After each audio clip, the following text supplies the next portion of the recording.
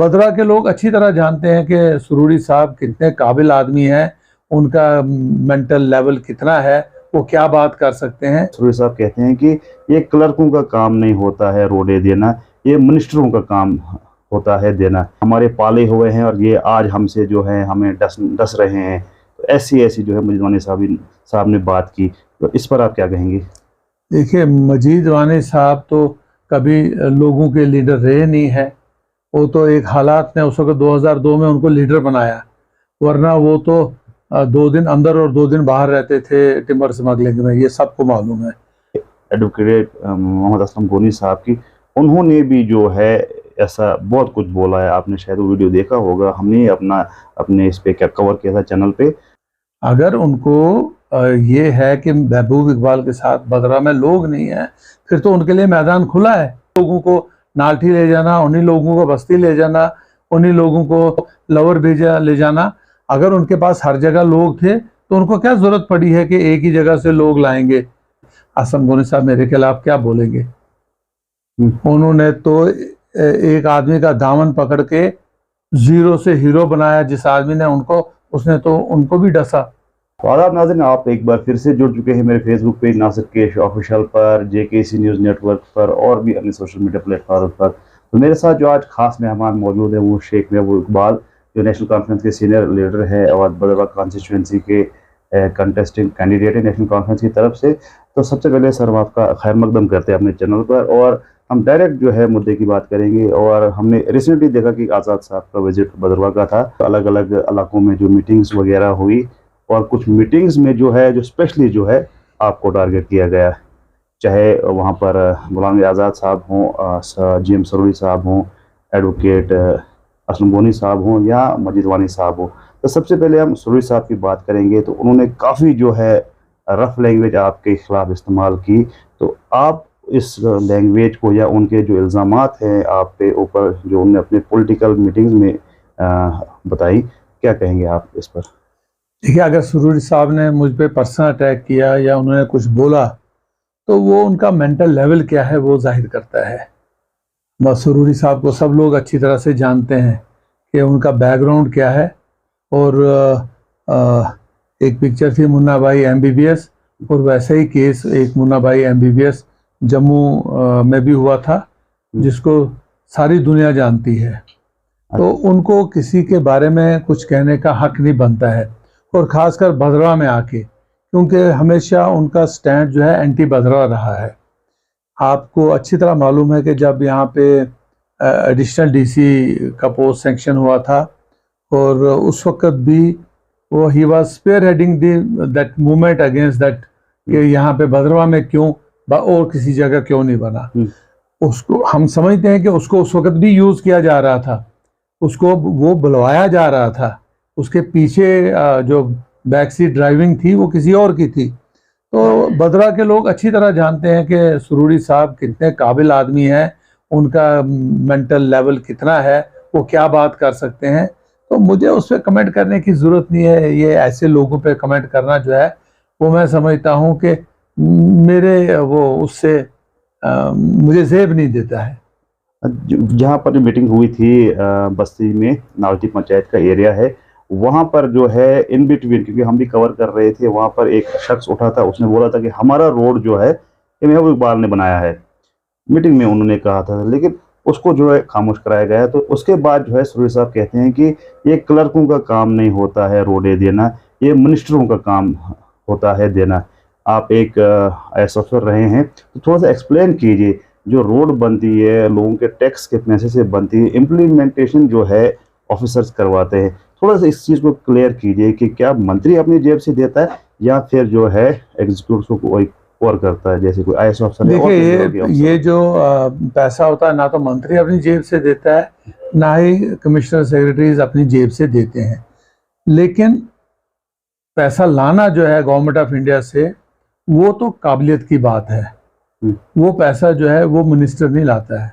Minister जो है वो जो प्लानिंग कमीशन में मीटिंग्स होती हैं, जहाँ पे आपको अपना केस प्रोजेक्ट करके पैसा लेना होता है, कैसे लेना होता है, तो वो उसमें सरूरी साहब का कोई रोल नहीं था। हाँ, सुरूरी साहब का रोल, जब हम प्लान बनाते हैं, पैसा लाते हैं, प्लान बनाते हैं, तो ठीक है, मिनिस्टर को वो सेंक्शन, उसका सेंक्शन उसमें होता है, अप्रूवल होता है।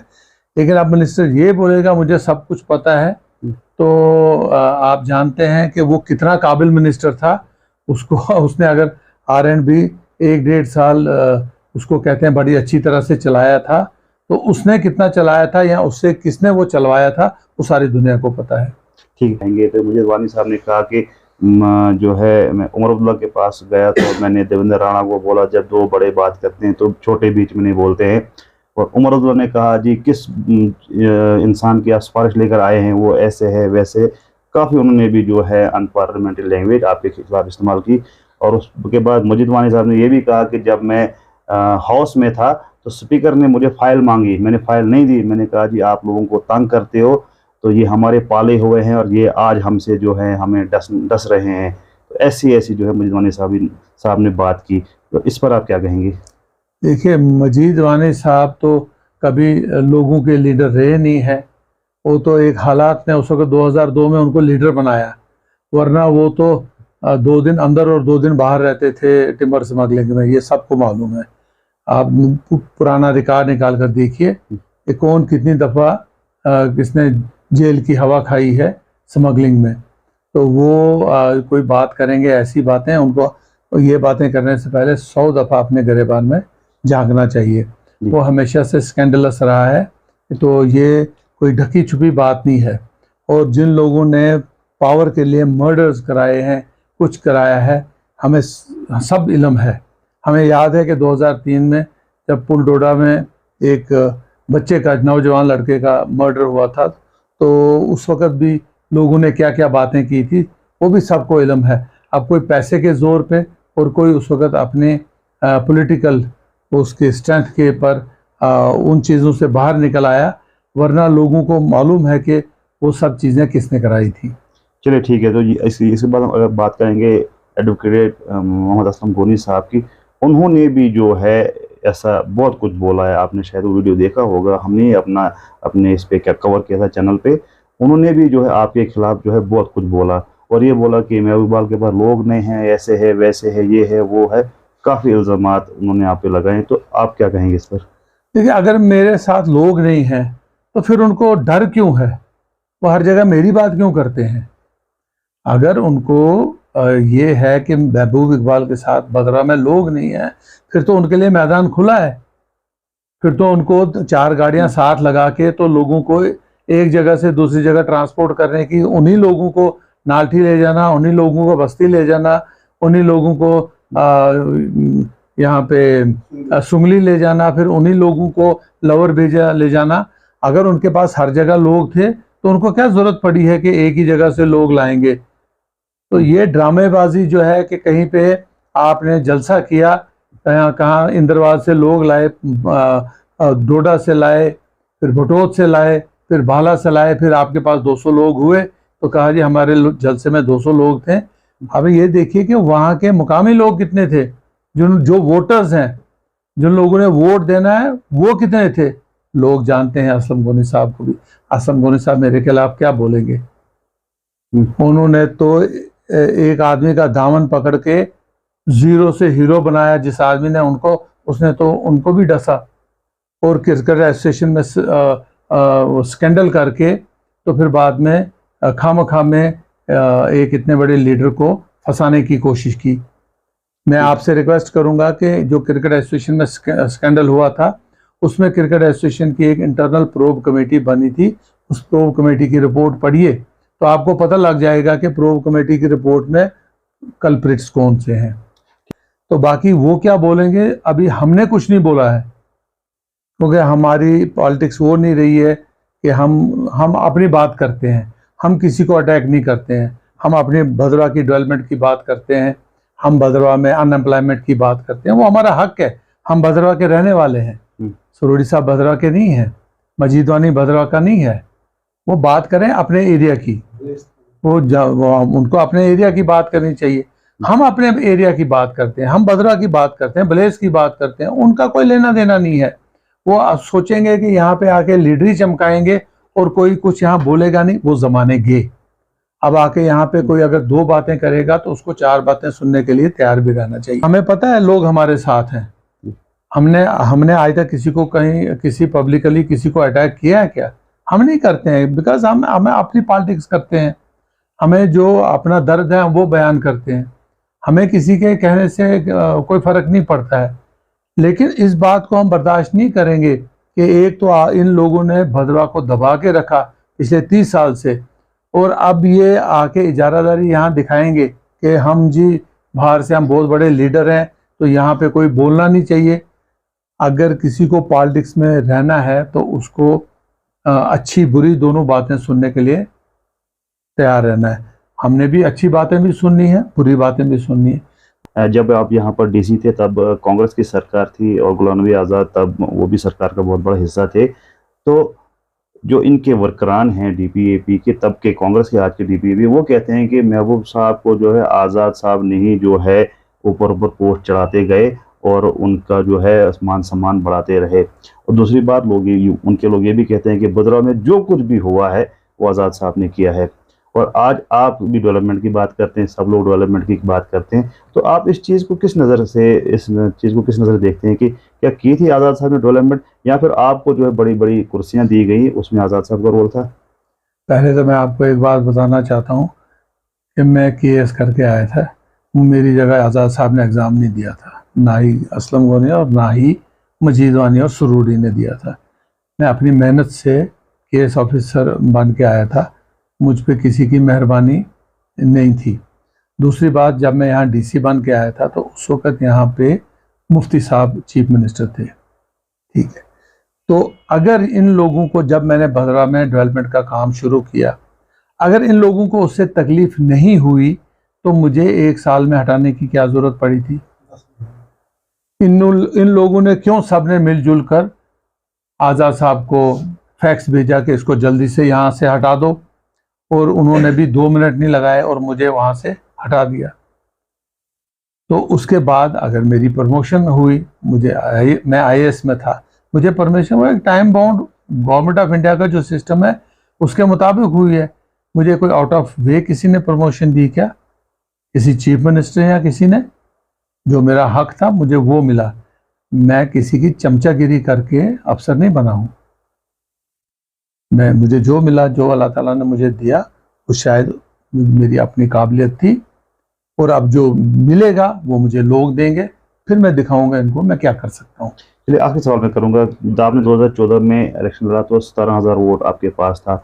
उसके बाद 2017 में जो है सरकार गिर गई।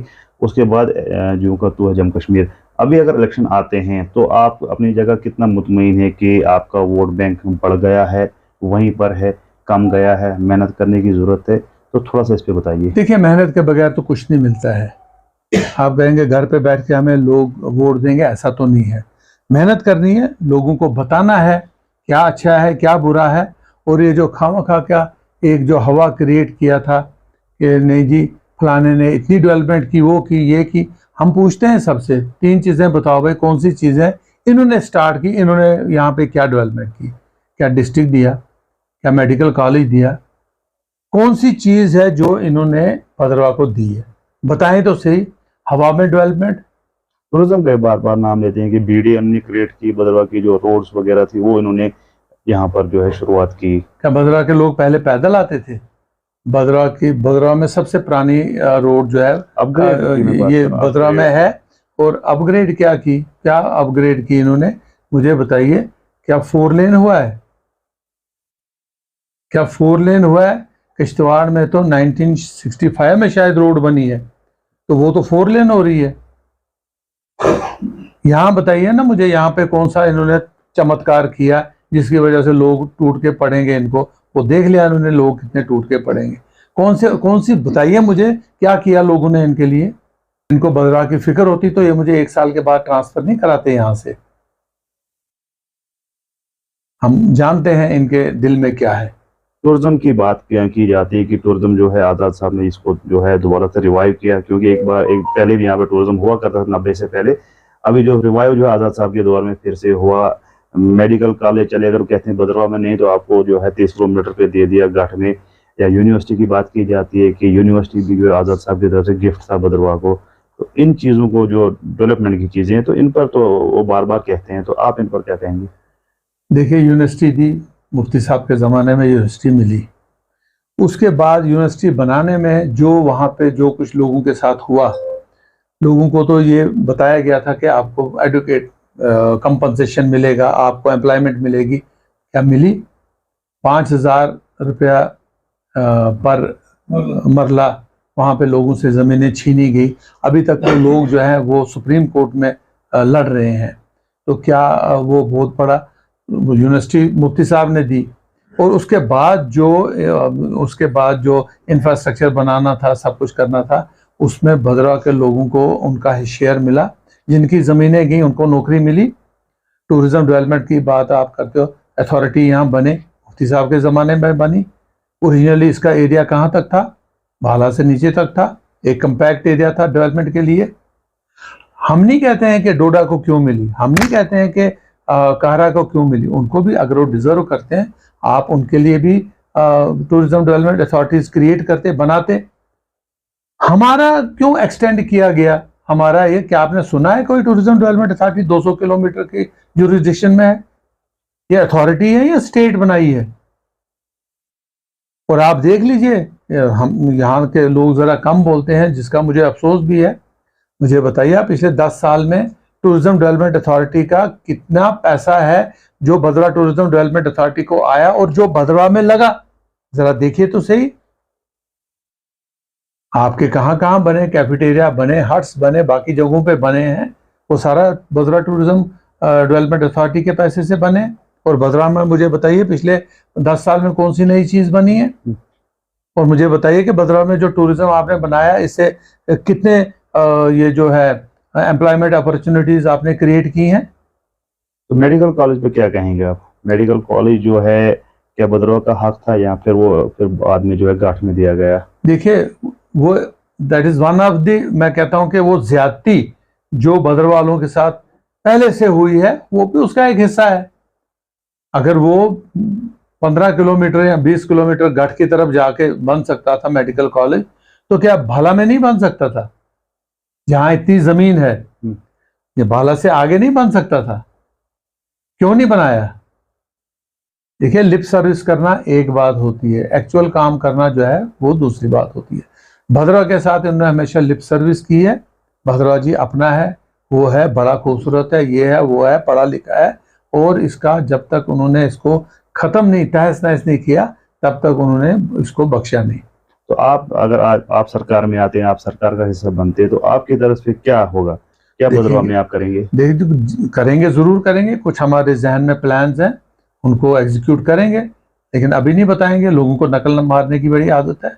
ये थे शेख महबूब इकबाल साहब जिनसे हमने बात की, और जो रिसेंटली जो है DPAP के लीडर्स ने जो है रिमार्क्स इन पर कहे थे, काफ़ी तकरीरें की गई थी, उनका जो है मैं शेख महबूब इकबाल साहब ने जवाब भी दिया। और इनकी क्या आगे जो है भद्रवाह के लिए रणनीति होगी, इनका आगे हम वक्त आने पे बताएंगे। तो अभी आने वाले समय में देखेंगे कि क्या शेख महबूब इकबाल साहब जो भद्रवाह से जो है लड़कर जो है कामयाब होकर आते हैं या नहीं आते हैं। अगर आते हैं तो फिर क्या ये भद्रवाह के लिए करेंगे, वो वक्त पे हम जो है देख लेंगे और वक्त पे सब मालूम होगा। मेरा ज़्यादा न्यूज़ अपडेट्स के लिए आप जुड़े रहे मेरे फेसबुक पेज और भी अन्य सोशल मीडिया प्लेटफॉर्म पर। शुक्रिया, खुदा हाफिज़।